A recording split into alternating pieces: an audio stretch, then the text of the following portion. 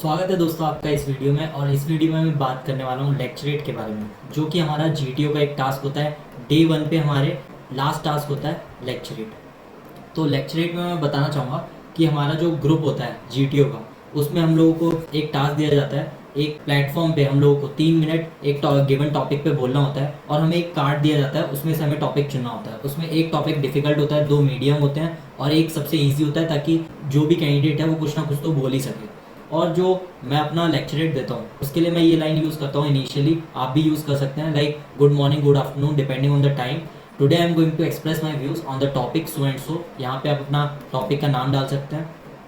और जो आज मैं टॉपिक की बात करने वाला हूँ, जिसको मैं डिटेल में समझाने वाला हूँ, उस पर कंट्रोलर एंड ऑडिटर जनरल, ये वाला टॉपिक मैंने इसलिए लिया है क्योंकि मुझे रिक्वेस्ट आई थी लास्ट वीडियो पे, जब मैंने एफएसबी का एक्सपीरियंस शेयर किया था। तो उसमें तमाल चौधरी भाई ने बताया था कि सीएजी पे वो एक वीडियो चाहते हैं, तो मैं इस वीडियो में डिस्कस करने वाला हूँ।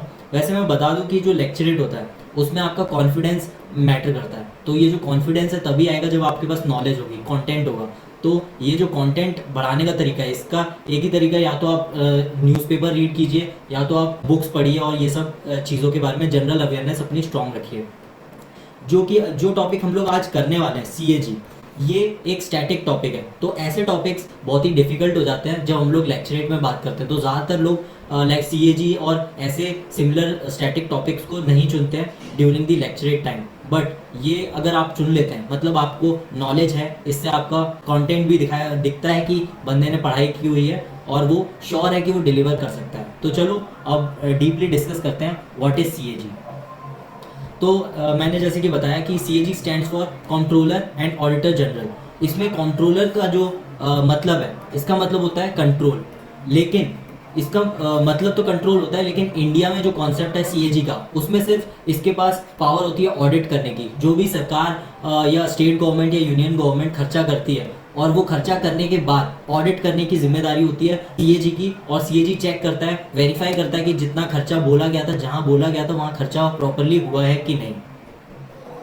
तो सबसे पहले हम लोग बात करेंगे इंट्रोडक्शन की। जो सीएजी होता है, controller and auditor general of India, ये एक कॉन्स्टिट्यूशनल अथॉरिटी है। जैसे कि आपने देखा होगा कॉन्स्टिट्यूशनल अथॉरिटीज, एक तो सुप्रीम कोर्ट हो गया अपने पास, एक हो गया इलेक्शन कमीशन ऑफ इंडिया हो गया, एक यूपीएससी हो गया, और उसी की तरह ये हमारा सीएजी हो जाता है। तो ये बहुत ही इंपॉर्टेंट ऑफिशियल पोस्ट होती है। हमारे जो फादर ऑफ कॉन्स्टिट्यूशन थे डॉक्टर भीमराव अंबेडकर, उन्होंने बोला था कि सीएजी एक बहुत ही इंपॉर्टेंट पोस्ट है। ये चेक करती है कि इंडियन गवर्नमेंट या स्टेट गवर्नमेंट जो खर्चा कर रही है टैक्स पेयर्स के मनी का, वो सही जगह पे लग रहा है कि नहीं। और ये जो सीएजी होता है, ये हेड होता है Indian audit and accounts department का भी। और अगर आर्टिकल्स की बात करें तो ये article 148 to 151 constitution of India में सीएजी की सारी पावर्स, ड्यूटी और सर्विसेज के बारे में बताया गया है।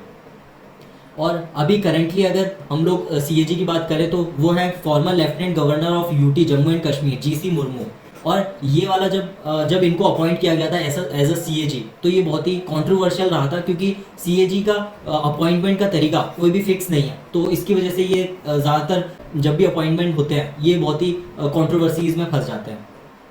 और जो अपॉइंटमेंट होता है वो प्रेसिडेंट ऑफ इंडिया द्वारा किया जाता है। और जो टर्म लेंथ होती है सीएजी की, वो 6 ईयर्स होती है, या तो फिर up to 65 years of age होती है। इसका मतलब ये है कि अगर कोई बंदा 56 ईयर्स की एज पे उसको सीएजी का पद मिलता है, तो वो 62 तक जाएगा और अपनी पूरी 6 ईयर्स की सर्विस कंप्लीट करेगा। लेकिन अगर 63 ईयर्स की एज पे बेचारा बनता है, तो उसको पूरे 6 साल की सर्विस तो वो दे नहीं सकता, क्योंकि 65 पे उसे रिटायर होना है। तो उसके पास 65 पे आते ही उसको रिटायर हो जाना पड़ता है, वो अपना 6 ईयर्स का टर्म भी कंप्लीट नहीं कर सकता।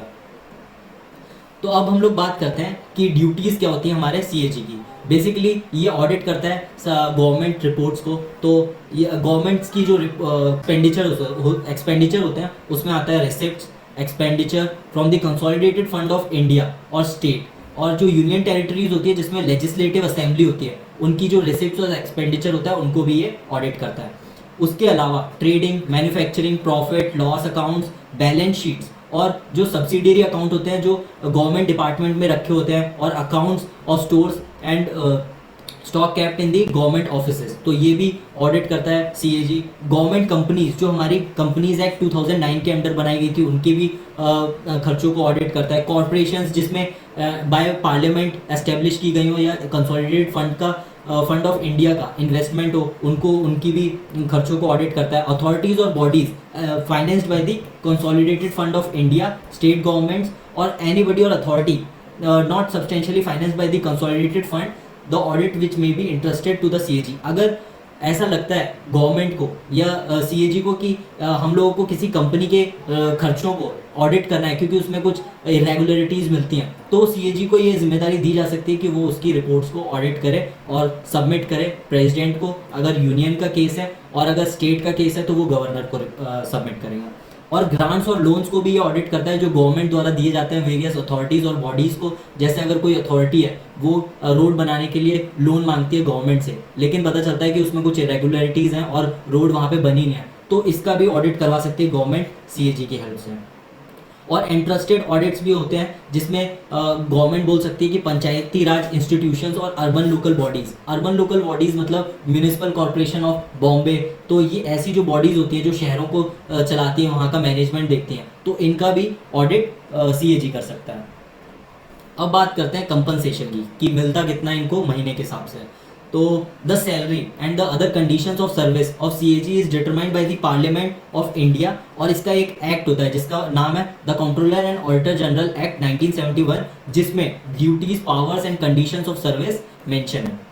और जो CAG की सैलरी होती है वो सेम होती है जज of the supreme court of India के, और इसकी ना तो सैलरी, ना तो rights, leave of absence, pension और एज ऑफ रिटायरमेंट चेंज की जा सकती है आफ्टर हिज अपॉइंटमेंट, ताकि उसको कोई डिसएडवांटेज ना हो, ताकि कोई उसको इन्फ्लुएंस करने की कोशिश ना करे फॉर देयर फेवर्स। और CAG एलिजिबल भी नहीं होता है दूसरी गवर्नमेंट पोस्ट के लिए after his appointment as a CAG, चाहे वो गवर्नमेंट ऑफ इंडिया हो या गवर्नमेंट ऑफ एनी स्टेट हो, ताकि कोई इन्फ्लुएंस ना कर सके CAG को। जैसे कि आप ये देख सकते हैं इंडिपेंडेंस ऑफ CAG के लिए ये सारे प्रोविजंस बनाए गए हैं ताकि वो इंडिपेंडेंटली काम कर सके और किसी का प्रेशर और इन्फ्लुएंस उस पर काम ना आए।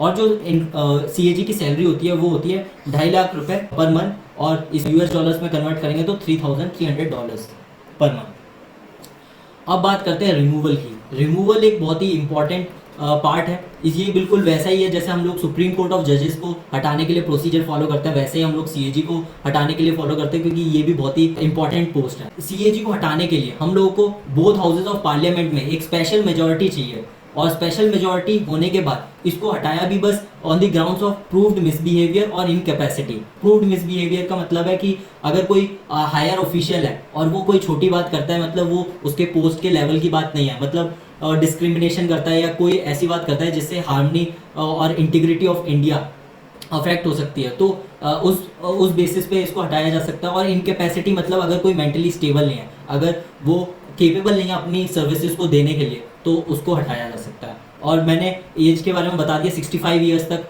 CAG अपनी पोस्ट पर रह सकता है या फिर 6 ईयर टर्म्स तक। और अब मैं बात करूँगा कि जो इसके अचीवमेंट थे, ये CAG के अचीवमेंट थे, लेकिन हमारे देश में धब्बा कह सकते हैं हम। 2G spectrum allocation, coal mine allocation, fodder scam जो 1995 में हुआ था, लालू जी हमारे जेल में है उसकी वजह से, और Krishna Godavari KG D6 gas block, तो ये जो घोटाले हुए थे इनकी वजह से बहुत सारी गवर्नमेंट्स गिर गई और बहुत सारा चेंज हुआ। तो ये सब क्यों हुआ? क्योंकि हमारा जो CAG था उसने इंडिपेंडेंटली इन सब की रिपोर्ट्स बनाई, ऑडिट किया इन सबको, और जब इरेगुलरिटीज़ पाई गई तो जब सबमिट किया गया तो इन सारे स्कैम्स का पर्दाफाश किया और पोस्टमार्टम करके सबको बता दिया कि क्या चल रहा है देश में, कहाँ खर्चा हो रहा है, कहाँ नहीं होना चाहिए था। तो आप इससे पता कर सकते हैं कि CAG कितनी इंपॉर्टेंट पोस्ट है हमारी कंट्री के लिए। तो दोस्तों यही था एक छोटा सा वीडियो CAG पे, और अगर आपको अदर टॉपिक्स पे वीडियोस चाहिए तो कमेंट कीजिए और मैं ज़रूर उस पर वीडियोस लेके आऊँगा। और अगर आपको इसका PDF चाहिए तो आप मेरे टेलीग्राम चैनल को ज्वाइन कर सकते हैं, ये मेरा डिस्क्रिप्शन में लिंक मिल जाएगा आपको वीडियो के। और अगर आपको कोई डाउट है तो आप मुझे मेल कर सकते हैं, उस पर डाउट पूछ सकते हैं। और अगर आपको कोई टेक्स्ट पे बात करनी है तो आप मुझे इंस्टाग्राम पे फॉलो कर सकते हैं, वहाँ पे हम लोग मैसेज पे बात कर लेंगे और हम लोग मैं आपको ज़रूर रिप्लाई करूँगा। और अगर आपको ये वीडियो थोड़ा सा भी अच्छा लगता है या हेल्पफुल लगता है तो ज़रूर से वीडियो को लाइक कीजिए, शेयर कीजिए और सब्सक्राइब कीजिए अगर आप पहली बार चैनल पे आ रहे हैं। Thank you for watching this video. मिलते हैं आपसे नेक्स्ट वीडियो में। Thank you.